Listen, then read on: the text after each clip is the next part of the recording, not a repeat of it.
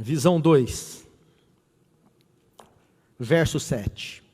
Levou-me à porta do átrio, então olhei, e eis que havia um buraco na parede, e disse-me: filho do homem, cava agora naquela parede. E cavei na parede, e eis que havia uma porta. Então ele me disse: entra e vê as malignas abominações que eles fazem aqui. E entrei, e olhei, e eis que toda forma de répteis, e de animais abomináveis, e de todos os ídolos da casa de Israel, estavam pintados na parede em todo o redor. Verso 11. E 70 homens, dos anciãos da casa de Israel, com Jazanias, filho de Safã, que se achava no meio deles, estavam em pé diante das pinturas. E cada um tinha na mão o seu incensário, e subia uma espessa nuvem de incenso. Então me disse: viste, filho do homem, o que os anciãos da casa de Israel fazem nas trevas, cada um nas suas câmaras, pintadas de imagens? E eles dizem: o Senhor não nos vê, o Senhor abandonou a terra. Vamos entender o que o profeta está vendo. O templo já não é o do deserto, já não são cortinas, tem parede. O átrio, primeiro compartimento, ele chega, você se lembra que os intendentes estão lá, Deus está na porta, Deus diz para ele: entra pela porta. Ele chega na parede e tinha um buraco. Deus fala para ele: abre um buraco na parede. Ele abre o buraco e atravessa a parede. Se você olhar a estrutura do templo de Salomão, você perceberá que as casas dos anciãos estavam ao lado do templo, dividiam parede. Ele entra na casa dos anciãos. Na casa dos anciãos havia toda sorte de divindades babilônicas pintadas na parede. E os anciãos de Israel estavam com os seus incensários adorando as divindades babilônicas.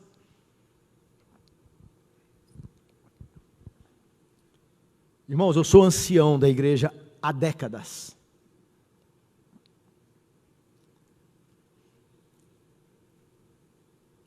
Houve um momento da minha vida em que eu fui um adventista absolutamente relapso, mesmo sendo ancião de igreja. Não me preocupava com negócios que fossem lícitos apenas. Era aficionado a esportes. Imagine um ancião de igreja que espera o último momento do jogo no domingo à noite, para depois sair correndo de casa, discutindo com a família por causa do atraso, porque tem a obrigação de pregar na casa do Senhor.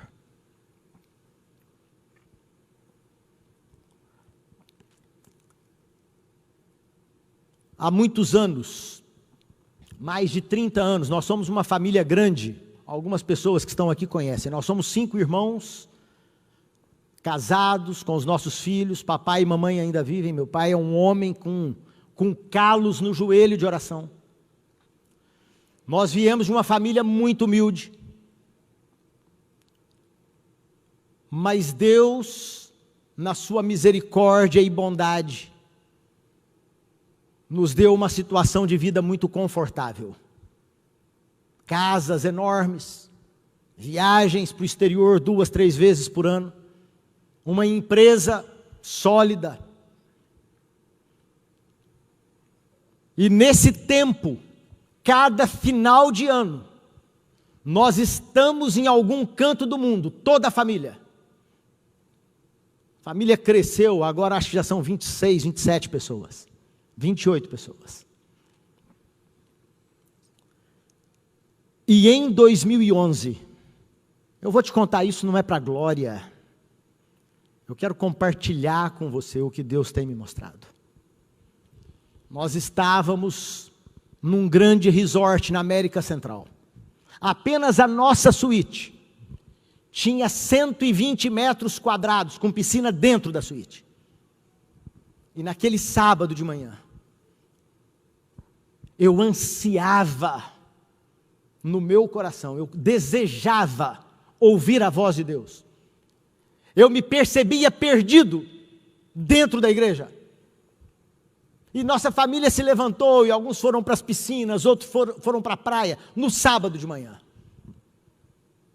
E naquela manhã, eu comecei a vasculhar a internet. Eu queria um sermão poderoso.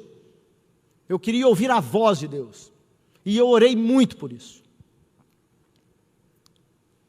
E enquanto eu pulava de um canal para outro, eu consegui localizar uma palestra do Dr. Walter Veith. Eu não o conhecia. Já tinham me oferecido o material dele 5, 6 anos antes. E eu imaginava que fosse apenas um fanático da igreja. E naquela manhã eu ouvi um sermão sobre o chamado de Jeremias. Eu nunca chorei tanto em toda a minha vida. Eu estava em descontrole quando minha mulher chegou no quarto. Ela pode testemunhar isso. Naquele momento, eu entendi que Deus me chamava para uma verdadeira conversão, não era para ser membro de igreja. E nós voltamos para casa. E eu comecei a estudar.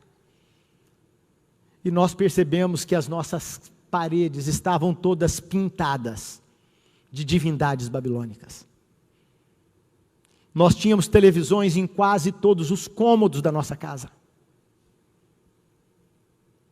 E nós oramos a Deus, pedindo que houvesse uma reforma, que houvesse transformação da nossa vida.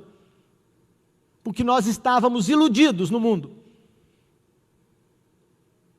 bebendo da fonte das trevas, para a nossa morte. E depois de tirar todos esses aparelhos de casa, nós fomos para a nossa cozinha. Nós comíamos e bebíamos como os egípcios.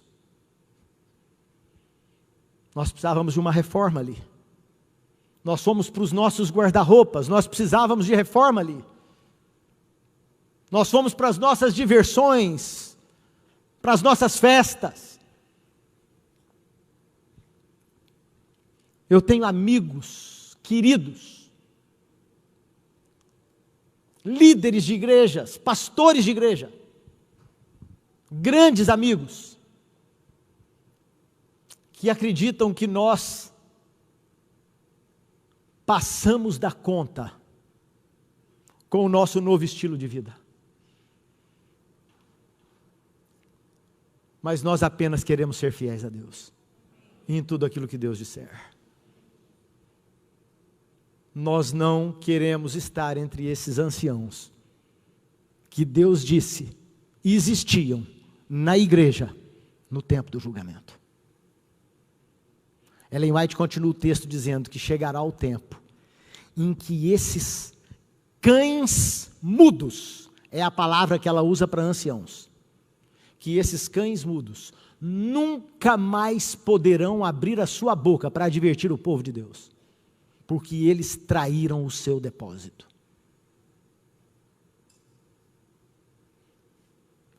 Essa era a situação de Israel. Não era tudo. Os líderes adorando divindades do mundo, esportes,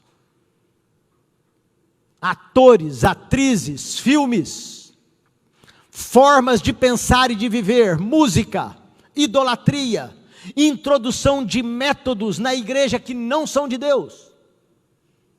Métodos, por exemplo, de crescimento de igrejas. Na igreja, querido, não interessa o que eu penso, o que eu quero. Na igreja interessa aquilo que Deus quer. E nós precisamos ser fiéis a Deus, e não aos gostos do nosso coração, da nossa mente.